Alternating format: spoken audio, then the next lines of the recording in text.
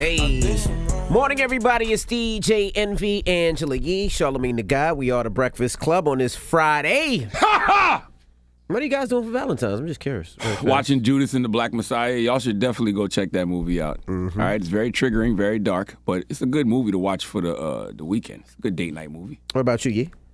I don't really have any plans on Sunday. Oh. I'll just be home. Okay. You know, my boyfriend doesn't live here, so. All right. Well, what you doing? Another anal swab for COVID? Maybe. Okay. Might do that. True. You want me to help you with your situation? What, the anal swab? Hmm? No, I'm good. Okay. I had mine tested. All right. Well. Yeah, I got it red. Want to smell it? Yeah, it really does. It is brown at the end. Okay. Let's get to the rumors. Let's talk Morris's chestnuts. Okay. This is the Rumor Report with Angela Yee on the Breakfast Club. So listen up. Well, Morris Chestnut was talking to TMZ about the new series, The Best Man, the final chapters, and he discusses his character, Lance, and what could be happening. Because remember, his wife in the movie actually dying from cancer. Damn. So here's what you can expect. The last time we saw Lance, he was going through it emotionally, and it kind of ended there. So we never really saw how Lance really dealt with that loss. I think in the series, you're going to see how Lance deals with it emotionally, and sometimes he may go a little bit overboard, but we'll have to see. Does him dealing with it, do we see him move on to another love interest at all in this upcoming series? That's a possibility. I am very excited about the Best Man TV series. I'm happy they're getting 10 episodes on NBC Peacock.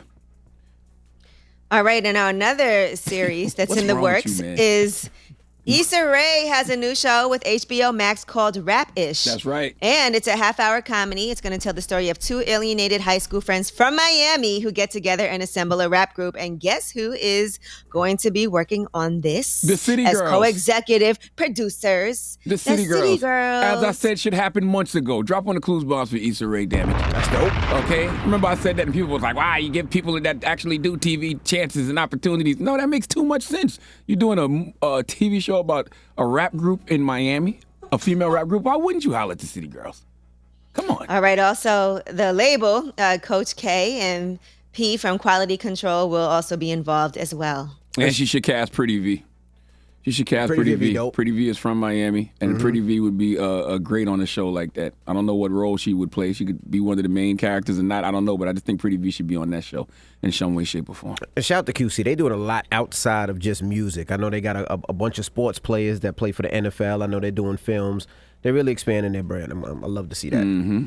All right, Twitter has confirmed that Donald Trump will never return. Now, the CFO, Ned Segal, was on CNBC's Squawk Box, and here's what he said. So the way our policies work, when you're removed from the platform, you're removed from the platform, whether you're a commentator, you're a CFO, or you are a former or current public official. And so remember, our policies are designed to make sure that people are not inciting violence. And if anybody does that, we have to remove them from the service, and our policies don't allow people to come back. That's a lie. Twitter, y'all don't get no props for that. The 4 years that man was in power, y'all did nothing. Exactly. Y'all should have had that same energy 4 years ago. It's easy to do that when he's not the president of the United States anymore.